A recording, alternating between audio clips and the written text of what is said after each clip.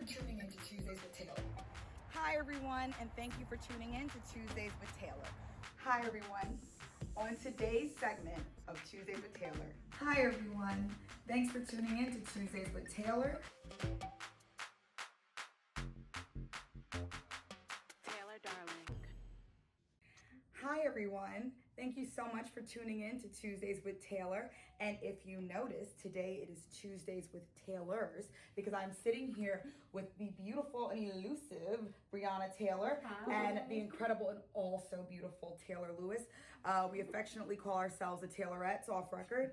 And I have to say, it must be something about that name because meeting these two beautiful young women has really just inspired me and challenged me to continue to push that bar forward with action and education. So we're going to dive right into it, and I'm going to let them introduce themselves. We'll start with Brianna. Brianna, why don't you tell our community a little bit about yourself and how you want to make your mark on the world. We'll do that. So tell us a little bit about where you were raised and how you want to make your mark on the world. Awesome. So, like Assembly Woman Darling said, my name is Brianna, and I'm from Freeport, Long Island. Freeport. In the 18th district. But so I just graduated high school, and I've really just immersed myself in social justice and advocacy work. In college, I'm going to be majoring in political science and minoring in international relations and Africana studies. And I plan to take that into another realm of advocacy, whether that be with a NGO and eventually maybe the federal Congress. Beautiful. What's an NGO? Like, we don't non-governmental organization. No, I love that. NGO, you know what? Listen, there's so many acronyms that come at us all day. I'm like, let's just keep things simple. But I love that. You speak like you have the career that you want. And that is so important. She is not gearing up for it. I feel like she is ready for her suddenly. If someone said, hey, listen, we need a director, she'd Google and figure out how to get it done. And I think that's really important. Like, so proud of you, and I'm here for you every step of the way. And yes, I might need an NGO situation. And, so yes, definitely keep a payroll open for me. Of course. And Taylor Lewis. Okay, hi everyone, I'm Taylor Lewis. I am 19 years old. I am currently going into my second year of college. For me, just life in general, I feel like I was put here for like helping people, if that makes sense. And with any avenue that comes with, I'm accepting to it. Mostly for me, activism and social justice, as Brianna touched on, that's really something that hits home for me and something I've always been very passionate about. In college, I am currently majoring in political science with a concentration in public law, and that's really smart.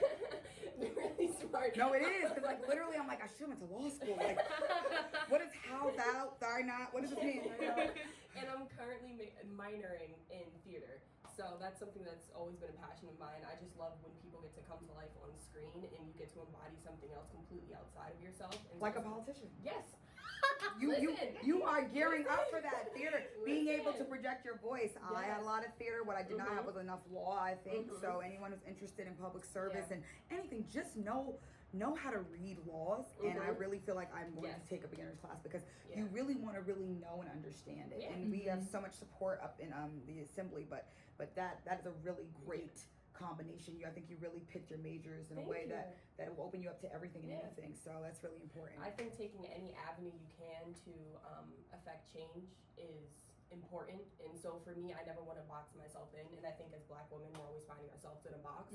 So especially when I went into college with political science and wanting to minor in theater, I even myself, I doubted myself because I was like, I feel like I have to, pick a vision, pick a train. But no, like I'm here, I have interests, I have passions, and I want to be able to explore every single one of them and do everything I can to help people who can't find their voice. I love that. And the vision and passion, I mean, we could talk for hours, but honestly, that vision and passion, like I was a Hooters girl, I was a Spelman woman, okay? I've been a research analyst, I've been a doctoral candidate, like there's no limit. And let me tell you, every single step of my life has prepared me for this moment. So I can't put limits on where my moments are going to go because it's the weirdest thing. Cleaning floors, how is that helpful? I've had to tell people and teach people how to clean floors at different points in my life. So there's really nothing, I think, that's not value added if you approach the world like that. Yeah. Brianna Taylor, right? Yes. Your name sounds very similar to someone else's name that we've definitely been hearing a lot about. And as we speak about your passion for social justice, your passion for advocacy, your passion for all things that are women of color, women of African descent, and just making sure that, I don't know, the world's humane. Tell me what this Brianna Taylor and Breonna Taylor coincidence, and I don't like to use that word, coincidence, It shook my household, it shook my family, it shook my heart. I don't hear my name the same way, and it's so interesting because I have chills right now. My name means strength and courage. My name is the embodiment of strength and perseverance and resilience. So when I heard about what happened to Brianna Taylor, I took some time to reflect, and I'm like, I'm supposed to lean on this aspect of strength and resilience and power that couldn't save Brianna Taylor. Like how, and I was questioning so much, I was like, how do I lean on this aspect of my name and my identity that can't save another Black woman? And I had to really become one with her, and I researched so much about her. I wanted to know what her family was like, what she wanted to do with her life, what her favorite color was. I wanted to honor her so holistically, because I feel like that's what we miss so much when we hear, justice for and all these hashtags, is that we soundbite and we clickbait people's lives, and we don't honor people in a holistic manner that's all encompassing of their humanity. Right. So I think that when it had really happened like a couple weeks ago, and I was just reading and just reflecting and really just knowing that like we are one in this fight, and like Brianna Taylor, we're the same person, and everything I'm doing literally from this moment or I keep her, like I hold her in my heart every day. Wow, that is like, you just blew my mind. And honestly, guys, just to give you a little insight, sometimes I prepare questions. Most of the time I don't. These are usually about to be 11-minute videos, so 2 questions usually runs about 11 minutes. But something just came in my spirit to ask you that question, and I want to just say, in 3rd grade, my teacher asked me to play the lead in a Harriet Tubman play. And we all hear about Harriet Tubman, but I promise you, when I played that role, it changed my life. I knew I was meant to save, right? Yeah. And the way Brianna Taylor, who saved people's lives for a living, the way Brianna Taylor sits on your shoulders, Harriet Tubman sits on my shoulders. And that leads me to my next question. I want to pose this to Taylor. How important are those relationships? How important are those people that sit on our shoulders and whose shoulders we sit on? How important is that right now during this movement? I think just for a general statement, it's support. So just having those people with you, sitting on your shoulders, you sitting on the shoulders of other people, I think it's support. And it's funny that you bring up Harriet Tubman, because I remember for my high school interview to get into the school I went to, they asked me who was my role model, and I said Harriet Tubman. I love her. I feel like it's our historical figures, people like Harriet Tubman, Frederick Douglass, Sojourner Truth. It's like they're mentioned because it's like, okay, let's give them their tidbit because they were people in history, but no one actually encompasses or like takes in the brevity of their roles in our society.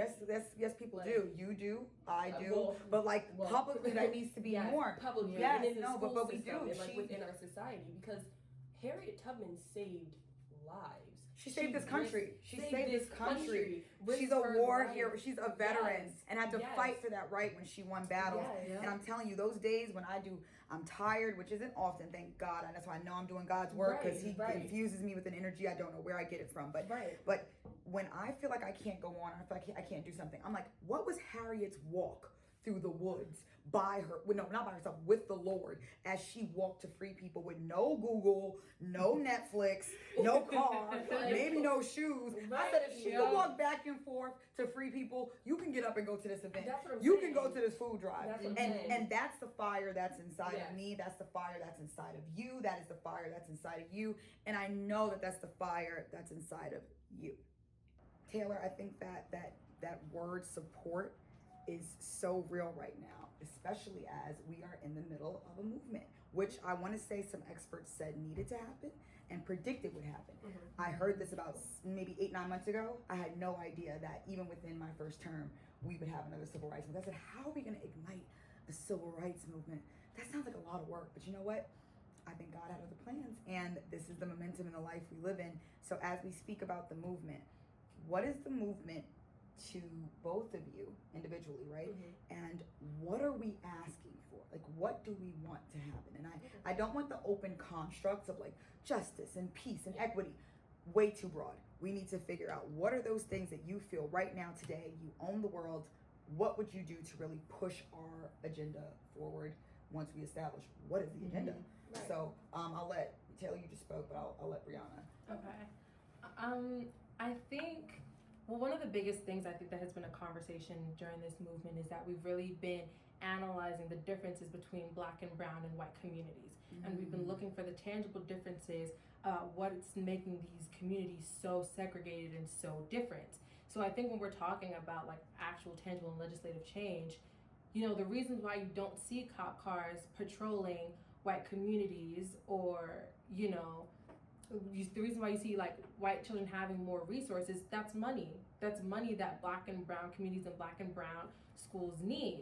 If more students are maybe having more extracurricular activity options or more community organization options to do after school instead of, you know, ruling the streets or running the streets, well then no one's gonna have to be on the street to commit crime, so then crime rates are going to go down, and then, you know, we're not going to need as many police officers patrolling.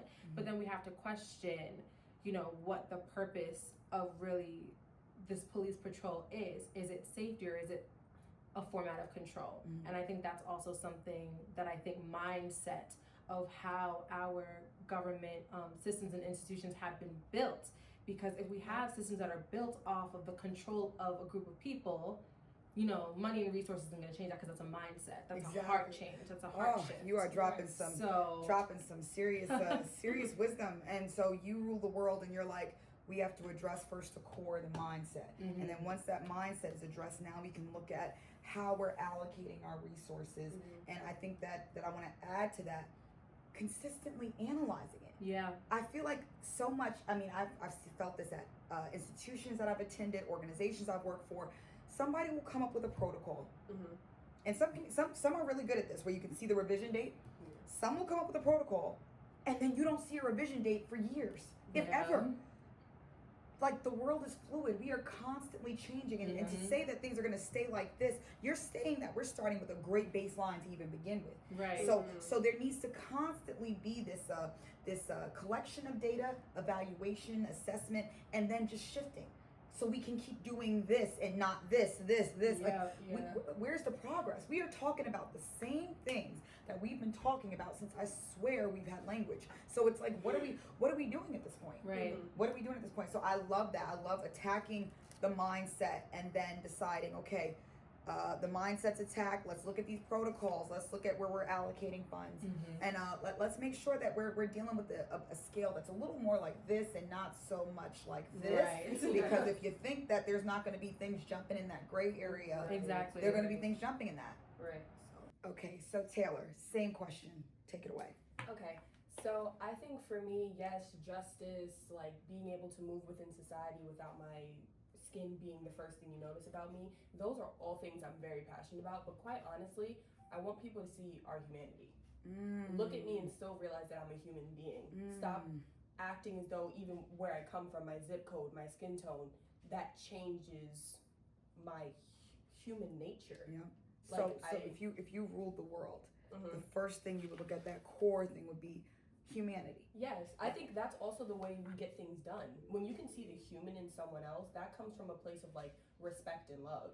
So when people start operating out of that instead of judgment and criticism, I think we can get a lot of things done if you just look at me and see I'm a human with blood like you. Yeah, I think that's beautiful. I think you guys are both kind of saying very similar things about the core.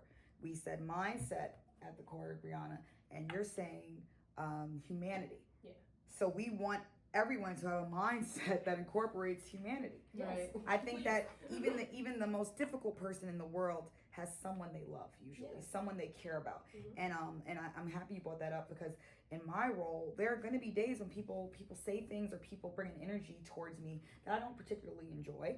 But then I say, listen, there's a reason this person's acting like this. It has nothing to do with me, right? So let's not internalize that. And I want to love them like I would want someone to love my family member if they came to them in a state of, most people, if they come to you with that energy, nobody wants to be like that, you know? And that's why I think it's so important to again, be compassionate, love people, but then also educate. And we're always working on our mindsets, right? My mindset is never going to be fully done. My mindset stops the second my mind stops, right? So we're always evolving, but I think at the core of it, you two really hit the nail on the head. Okay, so I want to bring us to our last question, which to me is just something that I'm examining time and time again. This intergenerational communication gap. There's a breakdown throughout our generations, you know? When I was growing up, the most valuable advice that I received was from my parents, their friends, my family, my grandparents, their parents, elders that I admired just in film and reading about their experiences. And now I feel like we have these smartphones, right? And the access to information at a rate and a volume we've never had before. So it gives that false sense sometimes of knowledge, right? So I really want to hear what you feel about the intergenerational communication gap, and how you think we should move forward to close that gap. And we can start with you, Taylor. Okay. Speaking on how things used to function before like phones and like social media and like touch screens were a thing, I think storytelling was what got us our information and what got us through times of like struggle and needing to know how to function. And I think even today with like journalism and things like that, it's important to be able to write things about other people's experience, but it's still not yours. So I think when you're coming to someone or going to someone who actually experienced something firsthand, it's very different than reading about, oh, this person heard all these different things. So I think we also kind of live in a world of hearsay. So when you put all that together and then everything is made into a trend and things like that, we've moved ourselves from going to the people who experience it firsthand. So I think with the intergenerational gap, that might be at the core of it. We found ways to just like, okay, I don't really want to sit through a 30-minute lesson or a 30-minute conversation with my grandparents or even my parents about like what they've experienced. I get it, Mom. Like, it's cool. I just need something like an article that kind of just gives me the information like right here. And they're saying what I want to hear. I think sometimes even with the intergenerational conversations with people who are older than us, they don't necessarily always say the things we want to hear. They're not just giving us, I'm just going to like sweet talk you. Like, I'm going to give you the real facts, the real hard facts about sometimes life isn't easy. This fight, this movement, it's not easy. I think one of the problems with this generation is we kind of glamorized the Black Lives Matter movement. Ooh, say that one more time. That's powerful. It's been glamorized. That's and powerful. This is really, it's gritty. And I think that's why it falls out of media so quickly sometimes, because it's like, well, once the glamour of it, oh, this is getting a little too real, or people are still doing this, oh, okay, wait, let's back up. It's still really an issue. I don't really want to deal with this anymore. I'm going to give it the time of day, you know, when it's in everyone's face and it's a trend. But when we realize that it's still an underlying problem and that it's still something that needs to be handled, it's like, okay, what's the next bit? What's the next soundbite? Definitely. Do you feel like you're missing anything? Do you feel like your peers are missing anything? Because there's not the natural flow of communication. Yes. I think our generation is missing the natural way of connectivity. That is the second time that word has come up today. I was just on a call or a meeting with the Congresswoman Rice and Senator Thomas and some other incredible leaders, and we mentioned connectivity, and I believe it was Heidi from No String Gardens who brought it up. Connectivity to community. Connectivity as far as law enforcement is concerned. We're not connected, and if our community is not connected, and we want our law enforcement professionals, our elected officials to draw from this community, we can't be upset when things are fragmented because we're so disconnected. Exactly. Love that. Connection is what it is. We want to correct the disconnect. Ooh, that sounds nice. That is nice. Hold on. That's a nice Hold on. There we go. Correct the disconnect. Mm-hmm. I love it. It's positive. It speaks to what needs to be done. Correct the disconnect, and that could be something really fun. That could be a really cool initiative. So we might have to explore that as we were thinking about that. Correct that disconnect, because it speaks to everything. Disconnection between levels of government, disconnection between our constitution and what's really happening in our states and our day-to-day lives. There's disconnection everywhere, and I think we need to start like connecting those things. the dots. Very, very awesome. Brianna. So I think one of the biggest identities I've always held so close to me is the fact that I'm first gen. I have two parents that came from the island of Barbados. Love it. And having that culture. Brianna's from Barbados. I think there's like an important woman who's from Barbados that we all love. I mean, other than my mom. Of course.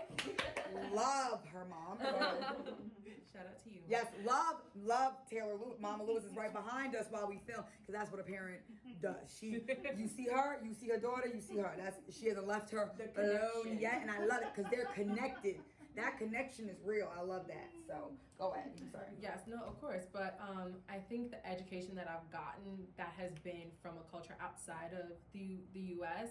has been so integral in the way that I've shaped my perspective, not just in politics, but like my relational perspectives, my philosophical perspectives. It came from an island, and it came from an immigration culture, a culture of drive, striving, hard work, building yourself from the bottom up. And I think that having that foundation was really what propelled me into this work of advocacy and work of service. Love it. So And you have that connection. You have the connection to your parents. You have that connection to your native country. You have the connection to your country now. Yeah. There's a lot of connections. So you two are pretty interconnected young ladies, and I think that has a lot to do with where you are and where you're going. That there's a connection, but I really feel like that gap is something that correcting that disconnect. Communally, we need that, and we need that fast, because how are we going to learn from other people's experiences? And we don't really have the time to make the same mistakes, or to not move with intention. That's going to get us the results that we want. Brianna, you gave me that brilliant thing to reflect on mindset, right? If you ruled the world, that's what you would do it. Taylor Lewis, humanity. So those are still two big constructs. Can you each give me two specific asks that our community can do by next Tuesday, right? To push those two things forward. We'll start with you, Brianna, with mindset. What are two things that we can ask of our community? Mandatory, consistent, implicit bias training.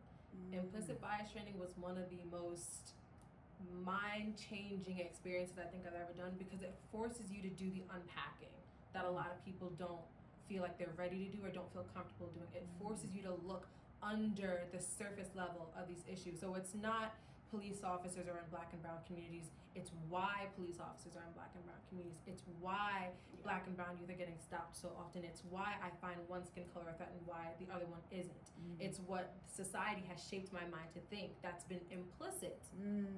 So maybe not by next Tuesday, but you can schedule or research and find a way to be a part of that training. And you can even research online some of that training. There's tests all the time. There's quizzes. There's so many resources. So you can do this by next Tuesday. Okay, so then you just taught me something. Totally I might have to add that to my calendar, because I would love to see what biases I unpack, because we all have them. Every single one of us have them. We live in them, and it's who we are. We're receiving information all the time. So that's one thing. Very important. No one's ever given me that response and then the ability to be able to do it so quickly. So what's your second? What's your number two ask of the community to impact mindset? Education. I think the second biggest thing I've realized is how tainted my education of my identity has been.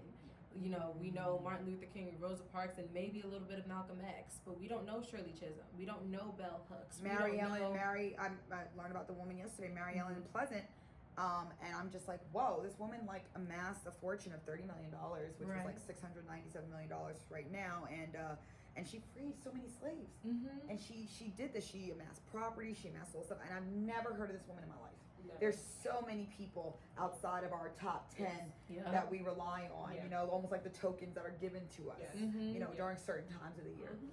So that's very important. So education about, you know, things that connect us to our identity, and education about the people who shape this country. And education about movements too, because even right now in this climate of Black Lives Matter, I've heard Martin Luther King and this idea of peacefulness be brought up so many times. I'm just like, we don't really know what Martin Luther King was battling, because Martin Luther King was not a liked man at the time. We just lost John Lewis, rest his soul, but he talks about this idea of good trouble. They were causing trouble. They were shaking and shifting culture. So when we're coming up now, oh, peaceful this, peaceful that, Martin Luther King was a trailblazer who was shifting culture. John Lewis, Bayard Rustin, these people who supported him. So should we be real? Because you know, there's the Tuesdays with Taylor, and then there's, you know, the Tuesdays with Taylor, and we'll go to that side of the segment where people are going to they're going to shift the narrative, your narrative, tell your story, so it fits their agenda and it fits where they want you to go. And it is really about control. I say, listen to Bob Marley. It is about control. They are working to control the mindset of people, because once you do that, you have to exert very little effort to demolish anything. It'll demolish itself. You control someone's mind. You control someone's control center, their motherboard. You have it all. You know what I mean? So that whole peacefulness. Read Where Do We Go From Here? You know, that's a Martin Luther King book where he's kind of like, dude, what, you know, we need to do something a little different. So we really want to be mindful of who is telling our story. Who's telling our story, and it really needs to be us. Because I don't believe Martin was as peaceful as people want to say. I don't look at him and think peace. I look at him and think love, humanity, movement, right? I don't look at Malcolm X and think, you know, rebel hellstar. I think someone who he had a very different approach, but I think those men realized that there was merit to both approaches, and you have to tailor your approach, tailor your approach, and be able to do that. And I remember someone telling me, approach determines success or failure. So there should never be a one approach. There's not one size fits all to social movement and social justice, right? So now, Brianna, thank you for sharing our mindset movements. We have Taylor with humility. What are 2 asks that we can give to our community that they can do by next Tuesday that can push that humanity agenda? Okay. I think when you think about our community, the Black community, you can't expect people outside of us to treat us properly if our house isn't a home. So I think you have to make sure, as us, we have to have our backs first. So I think one of the biggest things that comes up within the Black community would be one, colorism. So let's stop that. Yes. But then also colorism. But then also, I think there sometimes seems to be a battle between the cultures. Like as African Americans, there are people who come actually from Africa, and then people from the Caribbean. It's like sometimes it gets a little lost, and people are like, no, one is better than the other. It's not. We have so many beautiful colors, and if we just start appreciating the fact that we're all very different and bringing so many different things to the table, we would be unstoppable. I love it. Even more than we are now. Love that. So I think pitting ourselves against each other for the difference in culture, it's not required, and it's not getting us anywhere. And also, I mean, speaking as an African American woman, I think more love needs to be shown to the African American community, because we are here, we've been here, and we started the foundation of the Black community in this country. It wasn't pretty, but we got here. Yeah, you're right. So in humanity, we're speaking about taking care of home first, which is a big Mother Teresa principle. She's another one of my big inspirations, where she said, you know, when people come to her and say, hey, I want to be like you, I want to change the world, what should I do? Her reply was usually, go home and love your family. Because people who emerge from a supportive environment, that's usually one less person who we need to really help and service on a certain level. And guess what? They're willing usually to go and help and serve. And we want to make this love army, you know, where people are out there feeling that. And then the other component of loving the people and the heritage that built this wonderful country. And it's not just even not recognizing, because you know, that's stuff they're not acknowledging, and those might be first steps, but really loving and appreciating. The same way we can love and appreciate Walt Disney, the same way we can love and appreciate Henry Ford, the same way we can love and appreciate the Kennedys. a lot had to happen before we were dealing with Yeah. any of that. There were people here. There are people here, people who we have descended from, who made America a place to come. Yeah. You know, and we have to acknowledge that and love that and respect that. And I like what you said. It wasn't a pretty story, but it's our story. Yep. And we don't have the right to cut anything out. I don't have that right. You don't have that right. No one has that right. And as we continue to force that hand, welcome to the apocalypse. We got to get it together. We have to acknowledge that. It's almost like, I feel like Poltergeist a little bit. We're building homes over burial grounds and getting upset when they're coming through the TV. That's what happens. I say we respect those bodies. We respect what's come before us, black, white, yellow, and different. Respect that. Yeah. Be honest and respect it. No, it's not everyone's fault who's living here right now, because I feel that too. Like I didn't decide to be a woman of color. You didn't decide. We all were dealt a hand. And the reality is, our mindset and our humanity towards each other. I couldn't have said it better, girls, and this is why, excuse me, not to call you girls, women, this is why any opportunity I have to collaborate with you two is just such a gift for me, because it's real. Like, we don't talk often, but we are very much on the same wavelength, because you know, we are connected. Yes. You know, this connection I think is very good, and I want this type of connection with our whole community. I'll tell you a really interesting story. There was a last minute funeral. Someone pulled out of a funeral, and I called around to some clergy to see who could jump in and do a funeral in a couple hours. And I didn't think I'd find someone, but someone jumped in and said, I will do that. Great that I established that connection to do a last minute, but that's what it is, and that's what we need. That type of connection, because you have things that are going to help me, and I have things that are going to help you, and you have things that are going to help us, and we have things that are going to help you, and that's what it is. That's what it is. So, ladies, I thank you so much for your time, and I'm sure we'll be seeing a lot more of these young ladies. And I'm just honored you guys came to Tuesdays with Taylors. Taylors, our first and only one. Notice the S and the smiley face, guys. Be safe, and let's correct the connection. Let's correct it. Let's correct it. We'll do that. So have a great weekend, guys. Thank you so much. Do you guys even know 106? No, I know do. 106 Get with hard, Low but I Bow was Wow. never like. Oh my God.